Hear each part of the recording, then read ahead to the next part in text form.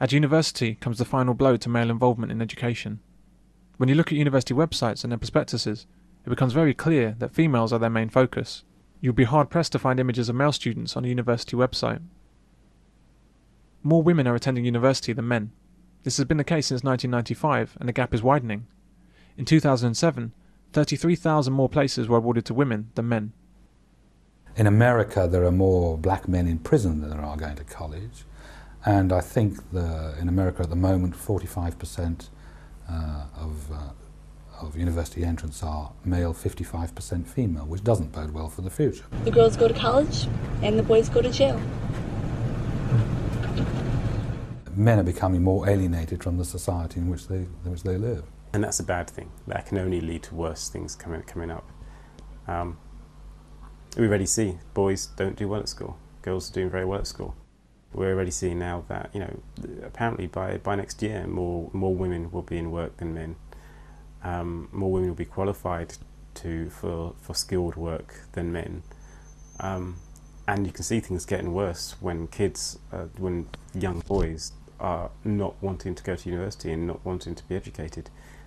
We are going to be the educational underclass. I mean, men, gender, are going to be the educational underclass.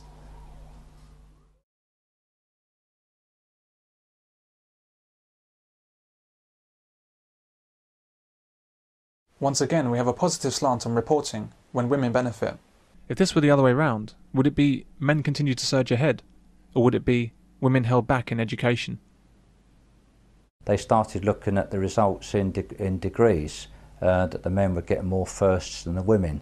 So immediately, whoever it was, they sent a commission to look at why is this happening? Why are men doing better than women? It couldn't be allowed, you see. So they started saying that, because the people that are marking them are men, they mark the women down, and that the questions are male orientated, and they were looking for a whole raft of things that they could tweak and pull it around. And what I find intensely annoying is that when they've tweaked it all about so that, as they've done with education, so that the girls are outperforming the boys, then they seem to be fairly happy with that. But when it's the other way round, they're unhappy and they scream discrimination. Universities offer special support services, advice and academic counselling exclusively to women. What is this extra support that they need, and why don't men need it? During induction, women are warned about the dangers of date rape on campus.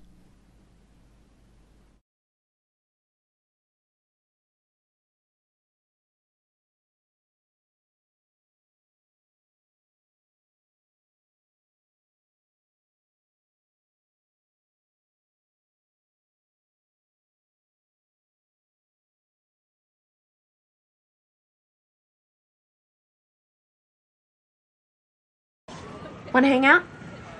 I'm writing my paper. You mind if I just sit and study then?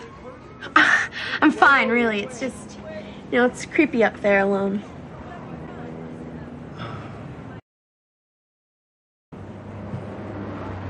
All right.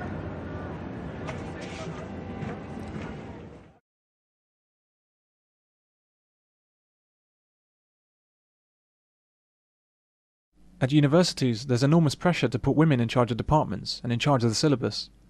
That's why we have courses in women's studies, a subject that doesn't need to exist.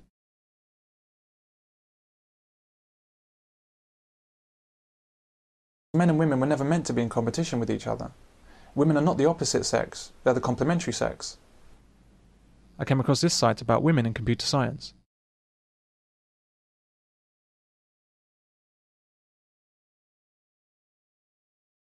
For the simple reason that the numbers of great inventors and scientists that are women are insignificant compared to men. I'll ask a similar question.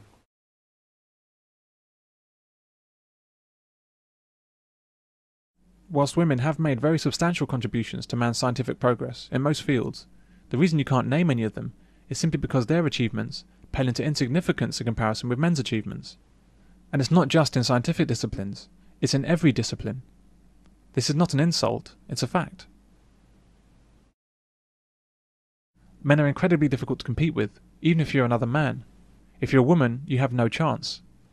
Well, in terms of their economic output, in terms of the things that they construct, in terms of the ideas they have, in terms of the effort that they put into non-child rearing activities, I don't think there's any question that men by far exceed the achievements of women. Yes, in everything. There's very little that I can think of that women can, in areas where women can outperform men, that is of significant economic value to a community, country. I can't think. Can you? But, yeah, no, I can't. But what does that mean? It means that women are lower down the scale of importance. It means, no, how do we say they're equal importance if not equal worth?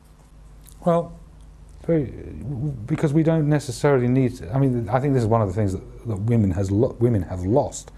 The value of the value that a person have is not necessarily just based on what they can contribute in the physical world. You know, there are other values that we have: the value of nurturing, the value of love, and all these more ethereal the emotions and whatever. And I think women have, in a sense, betrayed their own gender, because I think that, by and large, those are qualities that they were endowed with.